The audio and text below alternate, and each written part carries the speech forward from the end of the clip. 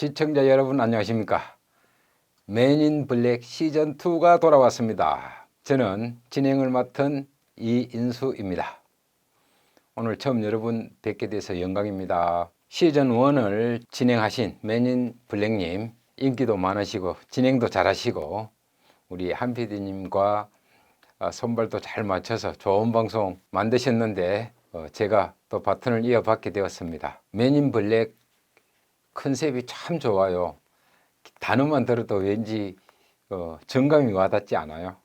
그래서 저도 처음 우리 한 PD님과 맨인 블랙에 대해서 이야기 나누고 첫인상이 호감이 가고 왠지 당기더라고요. 제가 이 방송 오늘 시작하면서 맨인 블랙 시청자님들께 부탁 말씀도 조금 드릴게요. 앞에 진행하실 때에 그동안에 많은 분들이 고생을 하신 것 같은데 간혹 좌표 찍고 와서 우리 방송에 댓글 달고 이상한 방송도 아닌데 신고하고 이런 분들 계시는 것 같은데요. 앞으로 식구들끼리 그러지 마세요. 그리고 마음에 안 들면 방송 마음에 안 들면 그냥 또 안 보시면 되잖아요. 그게 유튜버 1인 미디어의 장점이기도 하잖아요. 채널들 많은데 굳이 맨인 블랙에 오셔가지고 신고하고 가고 이제 앞으로는 그러지 마십시다. 또 저도 좀 이쁘게 봐주세요. 자, 방송 시작하겠습니다. 문재인 대통령이 오늘 여야 원내대표 두 분을 모시고 상춘제에서 오찬 같이 하시고 청와대 격리를 자연스럽게 걸으시면서 국정 현안에 대해서 허심탄회하게 열린 마음으로 서로들 의논하고 계시죠. 오늘 좋은 소식 나왔으면 좋겠습니다. 그리고 국가적으로 산적한 문제들이 쌓여 있는데 세 분이서 좋은 결론 도출해 내셨으면 좋겠습니다. 우리 국가 현안이 지금 코로나19 위기로 세계적인 경제 위기 앞에 국가적으로도 거의 전시 수준에 임하는 자세들 그렇게 하자고 대통령께서 지금 강조하시고 있잖아요. 여야를 떠나서 이 부분은 서로 협치해야 하지 않을까. 코로나 전국 협치라는 단어를 썼던 분도 계시더라고요. 자, 일 좀 하십시다. 정치인들 맨날 일을 안 하고 욕하고 싸우는 모습만 보여서 국민들께 비춰지는 모습 버리고 21대 국회에서는 자, 일들 좀 하십시다. 자, 21대 국회가 5월 31일이나 6월 1일쯤 아마 개원을 할 것 같은데요. 이번 21대 국회를 바라보는 우리 국민들 눈은 그런 것 같아요. 특히 이제 우리 민주당 지지자들 쪽을 보면요. 한쪽에서는 우리가 인원도 많고 또 국민들이 180석이나 주셨으니까 무조건 밀어붙여라. 돌격 앞으로. 이렇게 요청하시는 분들도 계시고 또 민주주의니까 다수의 의석을 가졌으니까 양보할 거 양보하고 또 얻어낼 거 얻어내고 서로 협치해서 싸우는 모습 보이지 말고 제발 일 좀 많이 해달라. 이렇게 하는 협치를 주장하는 쪽과 돌격 앞으로를 주장하는 쪽이 있는 것 같은데요. 정치적인 관점에서 어느 것을 요구하더라도 다 일리는 있습니다. 그러나 우리가 열린 우리 당 때 경험했잖아요. 153석을 가지고도 다수 의석을 가지고도 우물쭈물하다가 4대 입법 우선순위 입법 설정해 놓고 그거에 발목 잡히고 야당에 발목 잡혀서 한 치 앞도 못 나가고 1년을 넘게 허송세월을 한 적이 있었잖아요.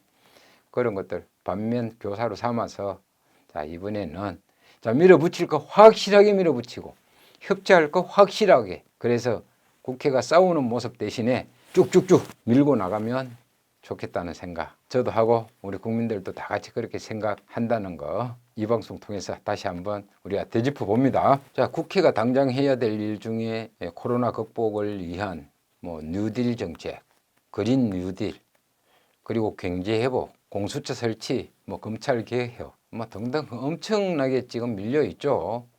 이런 일들이 어떤 특정 사안에 발목 잡히지 말고 국가 정책 자체가 머물러 있으면 국가가 그만큼 더디게 느리게 갈 수밖에 없잖아요. 세계적으로 빨리빨리 문화, 우리나라 아주 자랑스러운 문화 있잖아요. 물론 단점도 있었습니다만은 21세기 스피드 시대에 딱 어울리는 문화잖아요. 코로나도 빨리빨리 제어하니까 전 세계가 대한민국을 칭찬하잖아요.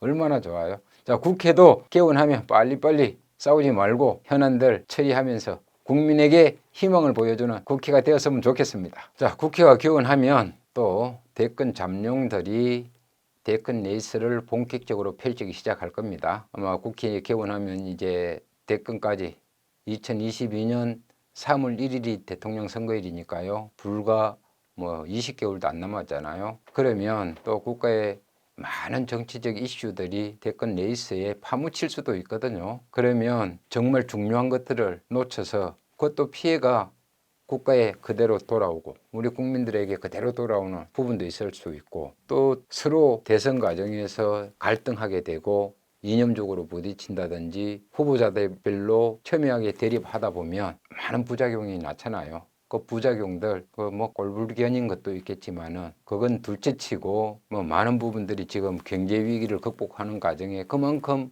국가 동력이 소모된다라는 것 그런 측면도 있잖아요. 그래서요.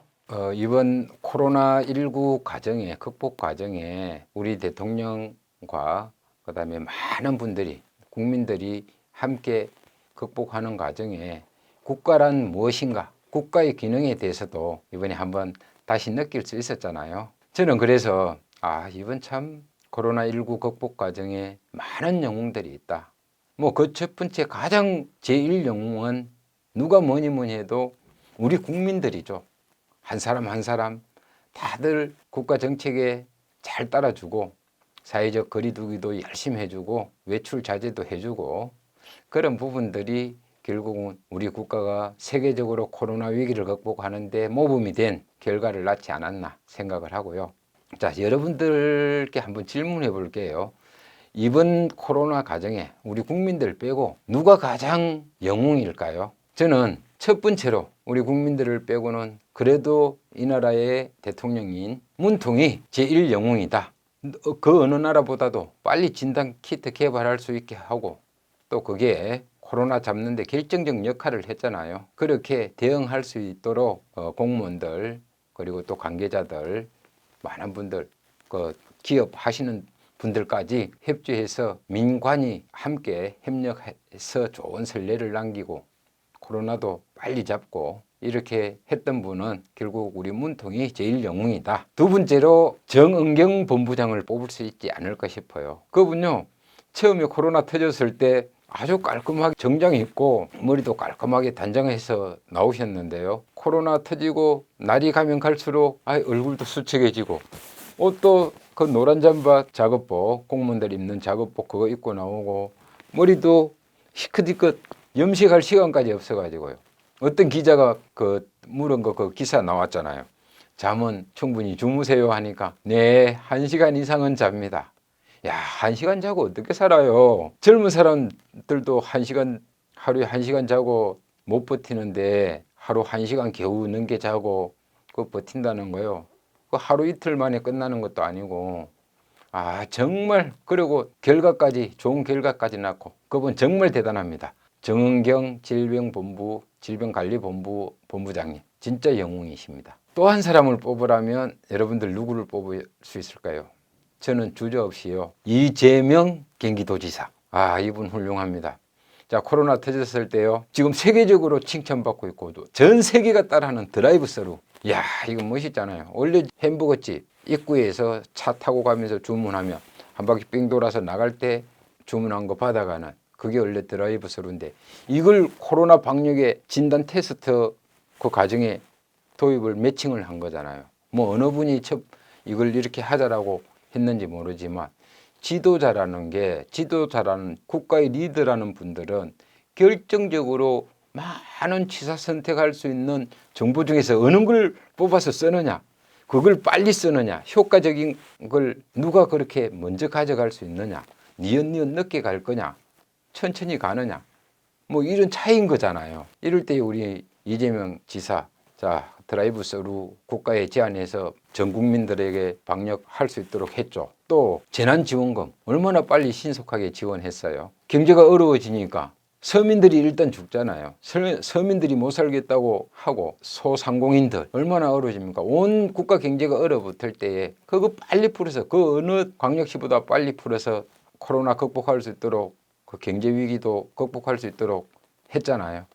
야, 저는 이재명 경기지사의 그 추진력, 행정 능력 정말 대단하다라고 봅니다. 소멸형 그 재난지원금 이거요 역대 경제학 교과서를 완전히 바꿔야 되는 그런 내용이에요. 우리 경제학자들이요 지금까지 이렇게 뭐 재난지원금 퍼주듯이 경제위기 왔을 때 국민들에게 직접 현금을 주는 거는요 경제적으로 큰 이득이 안 된다고 했어요. 뭐 거의 뭐 현금을 예를 들어서 100만 원을 줬다. 그러면 그걸 받은 사람들이요 그동안의 관례를 보면 이번 코로나 위기 때 말고 이 돈을요 조금 쓰고 전부 그냥 저축을 하거나 장롱에 쌓아둔다는 거예요.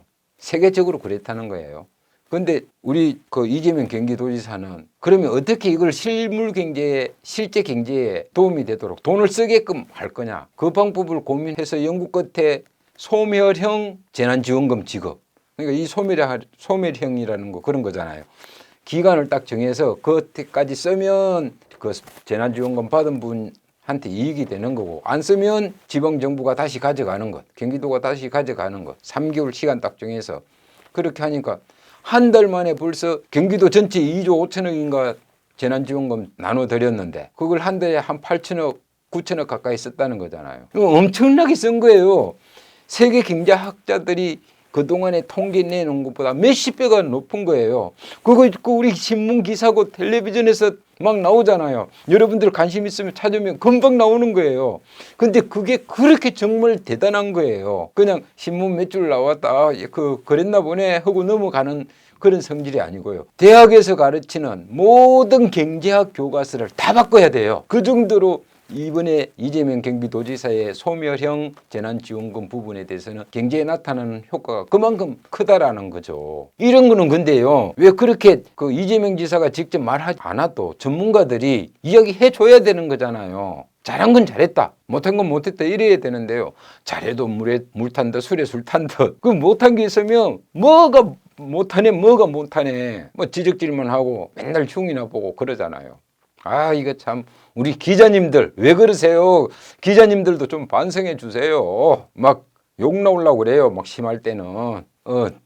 아까 세계 통계 이야기 했는데요. 헬리콥터 현금 살포라는 말이 있어요. 그러니까 막 지금 뭐 이 전 세계적으로 코로나 때문에 경제 활동을 못 하잖아요. 뭐 실업자들이 엄청나게 많이 불었어요. 우리나라는 그나마 실업자가 적게 지금 일어난 상태인데요. 미국, 영국 뭐 아주 그냥 뭐 국경 폐쇄하고 주 간에 정부 주마다 구간별로 다 아예 뭐 경계 지역에 군병력 배치하고 이래서 막 서로 이동 못하게 하잖아요. 그러니까 경제 활동이 안 되는 거죠.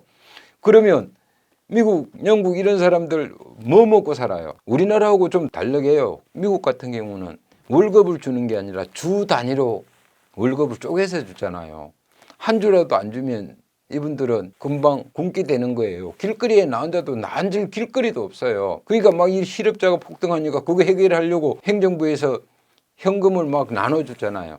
이런 걸 이제 헬리콥터 현금 살포라고 경제학자들이 그렇게 표현을 하는 것 같은데요. 그게 기존에 효과가 별로 안 났는데 우리 지금 이재명 지사가 그 효과를 그대로 보여준 거잖아요. 이거 정말 대단한 겁니다. 그 이재명 우리 경기도지사 이야기를 하다 보니까 이 재판 이야기를 안 할 수가 없네요. 지금 현재 대법원에 지금 재판이 가 있잖아요. 선거법 위반 관련 경기도지사 후보 시절에 한 방송 토론회에서 뭐 상대 후보 김영한 의원인가 물었는데 그 형 이분 관련해서 근데 이제 이게 1심에서는 무죄가 났는데 2심에서는 그걸 선거법 위반이다 이렇게 해서 벌금 300만 원을 때린 거죠. 그래서 이제 항고를 해서 대법원에 가 있는데 이게 지금 재판이 진작 끝났어야 되는데 대부분에서 재판을 미루고 있는 것 같아요. 여기서 우리가 지금 살펴볼 것은 재판이 늦어지는 것도 문제가 있지만요. 그게 뭐 크게 문제보다는 이 재판 결과가 어떻게 될 거냐 하는 거잖아요. 뭐 좋은 쪽으로 나서면 좋겠습니다만은 현재 대법원이 위헌 법률 심사 재청권을 가지고 있거든요. 이 법이 선거법이 해당 조항이 헌법에 위헌 소지가 있다 해서 이재명 지사 변호사 쪽에서 대법원에 제출을 했잖아요. 위헌을 판단해 달라. 그러면 이걸 대법원에서 판단하는 게 아니고 헌법재판소에서 판단을 한단 말이에요. 대법원은 이 당의 법률 조항이 이 사건에 적용을 시켜야 되냐 말아야 되느냐라는 문제를 위헌이다라고 자기들이 자체 판단하는 게 아니라 헌법재판소에 심사해 주세요 하는 게 재청권이잖아요. 그죠?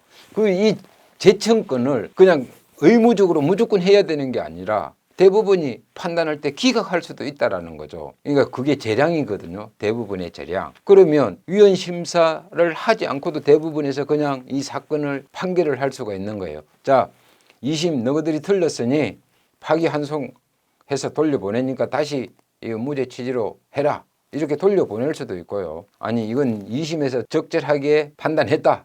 그래서 항고한 피고 측에 이재명 지사 쪽에 항고를 기각을 해버릴 수도 있고요. 이제 양 두 개의 갈림길에 있는데 위헌 심사가 만약에 받아들여진다면 이게 헌법재판소 가가지고 한 1년간 또 최소 걸린단 말이에요. 이렇게 되면 또 이제 경기도지사직을 그 재판이 중단이 돼 있고 위헌 판결하는 기간 동안에는 경기도지사직을 계속 수행할 수가 있는 거잖아요. 그러니까 인간적인 측면에서 이 지사는 나도 인간인데 재판 빨리 좀 해달라. 대법원에서 뭐 유죄든 무죄든 빨리 판결해달라 하는 거잖아요. 뭐 그런 측면이 있는데 우리 국민들로서는 이 사람 이 행정 능력으로 보여줬잖아요.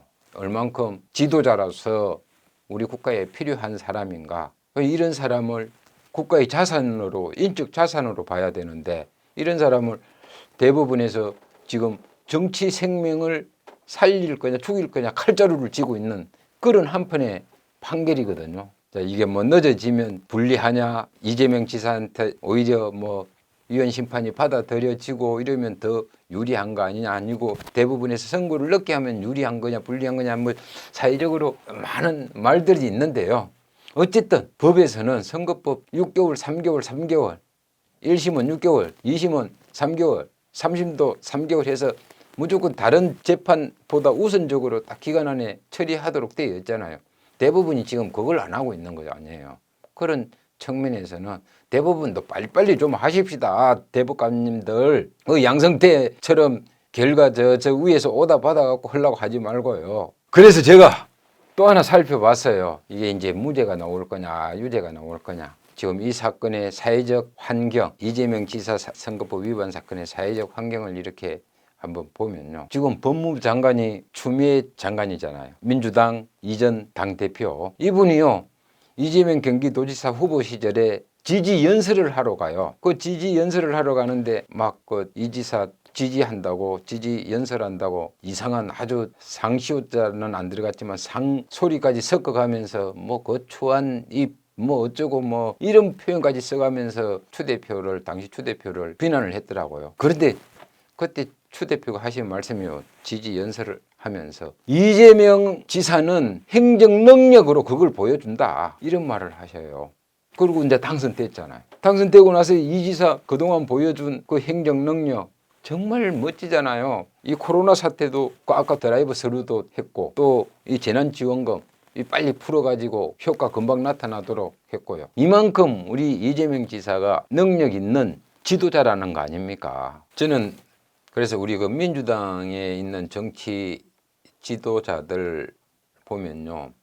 참 좋은 분들 많은데 그 중에서도 이재명 지사 같은 분 민주당을 위해서 이 국가에 할 일이 너무 많아요. 앞으로도. 이런 국가적인 자산, 제목을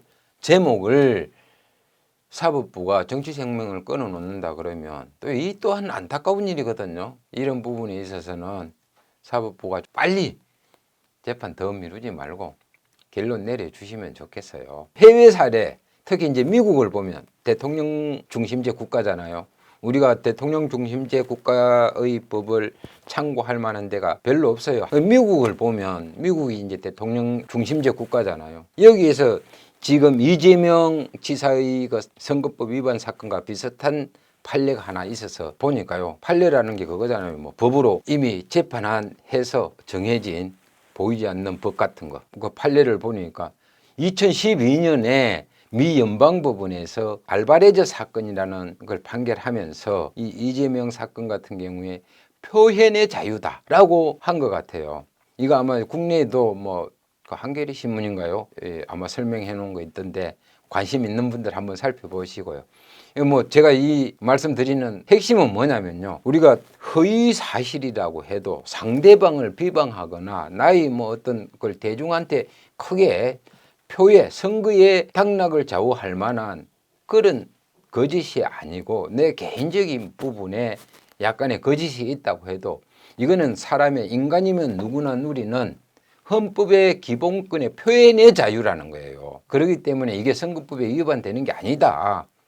이런 거는 이 부분 위헌이다 라고 미국에서 이미 판시한 게 있더라고요. 이런 부분도 우리 대법원에서 잘 참조하셔서 300만 원 벌금 이걸로 정치 생명 끝내는 거 이거는 아니라고 보여집니다. 이재명 지사 이분은 참 여러모로 이 굴곡진 인생을 살면서 그 어릴 때 노동자 하면서 어렵게 공부해서 사법시험 패스해서 변호사 돼서 지금 이렇게 어려운 길을 걷고 있잖아요. 누구보다 서민의 마음을 잘 아는 분이에요. 그리고 또 일을 또 하면 정말 추진력 있게 누구보다 빨리 해결하잖아요. 그 추진력 있게 일하면서 자본을 내는 것도 아니잖아요. 이런 것들 얼마나 국가의 큰 정치적 자산입니까? 그래서 행위 하나 참 잘못되지 않기를 바라는 마음이 오늘 이 지사 이야기를 좀 많이 하게 되네요.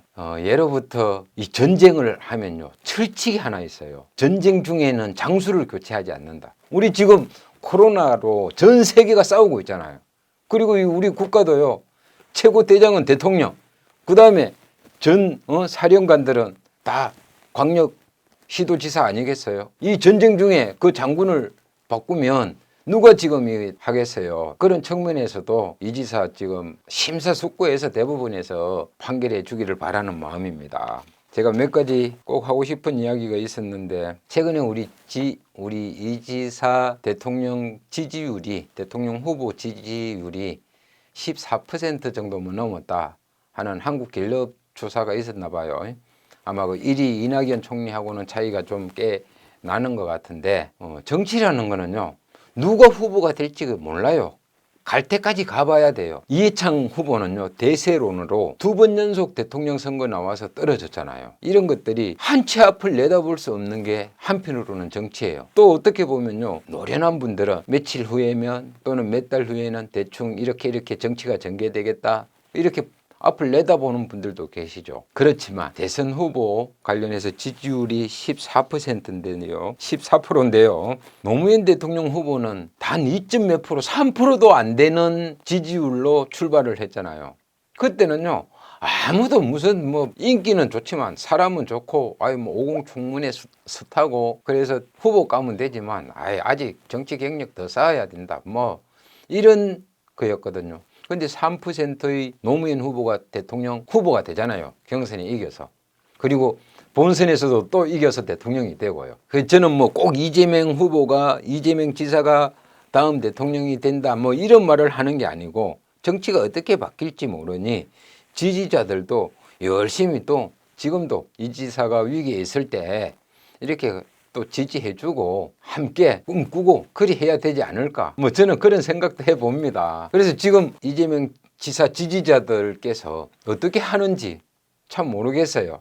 제가 만약 열렬 지지자라면 대법관들께 편지라도 쓰든지 전화라도 드렸든지 어떻게 어떤 방식으로든지 힘을 모아서 지지자들 여러 사람들이 힘을 모아서 어떤 액션을 좀 취하겠어요. 그런 부분이 안 보이는 것 같아서 조금 아쉬운 부분이 있다라는 말씀을 드리고 그래서 한 가지 이제 제가 여기 노사모를 한번 이야기해 볼게요. 2002년 노사모가 노무현 대통령 당선시키기 위해서 어떻게 했는지 알아요? 회원들이요, 대의원들, 민주당 경선 참여하는 대의원들 주소, 연락처를 일일이 받아가지고요, 손수 편지를 다 씁니다. 대의원 공공님, 저는 누군데요. 노무현 후보에게 이번 경선에서 노무현 후보를 뽑아달라. 그런 취지의 내용을. 그것도 아주 감동적인 스토리를 담아서요. 많은 대의원들이 그 손편지를 받고요. 얼마나 감동했겠어요. 그리고요, 광주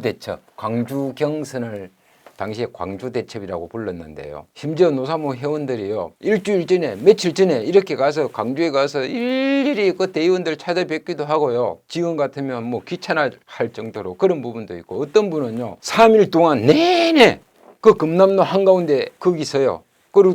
그리고 또 어떤 분은 그 터미널 앞에서요, 그냥 지나가는 광주 시민들한테 보든 말든 큰 절을 올렸어요. 그런 분 실제로 있어요. 지나가는 사람이 저 사람 뭐냐? 왜 절을 하냐? 이렇게 한 번 더 볼 수도 있잖아요.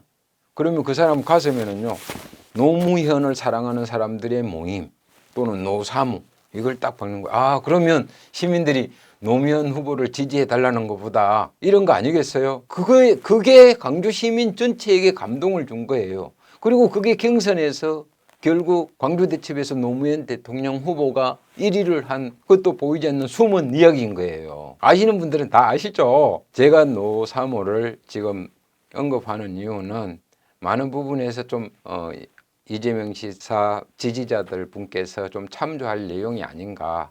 아마 이 방송 보시는 분들이 제가 알기로 좀 많은 걸로 알고 있어서 이 말씀 드립니다. 앞으로는 지지하는 방식을 조금 업그레이드 해야 될 필요가 있지 않나 싶거든요. 제가 볼 때는 이념적 스펙트럼이라고 하는 게 있잖아요. 우리 그 지지자들이 뭐 극보수부터 극좌까지 있다라고 하면, 선거라는 거는 중간에 있는 분들을 누가 많이 가져가느냐, 많이 내 편으로 만든 사람이 이기는 거잖아요. 맨날 극좌만 모여갖고는 이 중간에 있는 분들을, 국민들 마음을 못 움직여요. 그 국민들 마음을 움직이는 게 어떤 게 있을까요? 그걸 고민해야 된다고 저는 봐요. 집단 지성을 발휘해야 될 시기가 선거 때, 그리고 평소에, 그리고 지금처럼 이런 큰일 앞두고 이럴 때 좀 나타나야 되는 거 아닌가. 그런 게 저는 있는지 없는지 잘 모르겠어요. 우리 그 지지자분들 제 방송 밑에 댓글 달 수 있잖아요. 서로 또 소통하면서 의견도 나눠보고 그렇게 해봅시다. 댓글 달아주시는 분들, 자, 댓글 이야기 나왔으니까 이 방송 좋아요, 구독, 댓글 자 달아주세요. 그러면 또 저희도 댓글 열심히 달아드릴게요. 자, 오늘 첫 방송인데 인사차 여러분들하고 이런저런 이야기 나눴습니다. 앞으로 또 기회가 되면 맨인 블랙에 와서 제가 방송하도록 하고요. 여러분들이 오라고 하면 열심히 달려올게요. 자, 오늘 방송 이만 마치겠습니다. 안녕히 계십시오. 내가 기가 막힌 거 하나 오늘 가져왔는데 이거 보여줄게요. 한번 봐보세요. 이게요,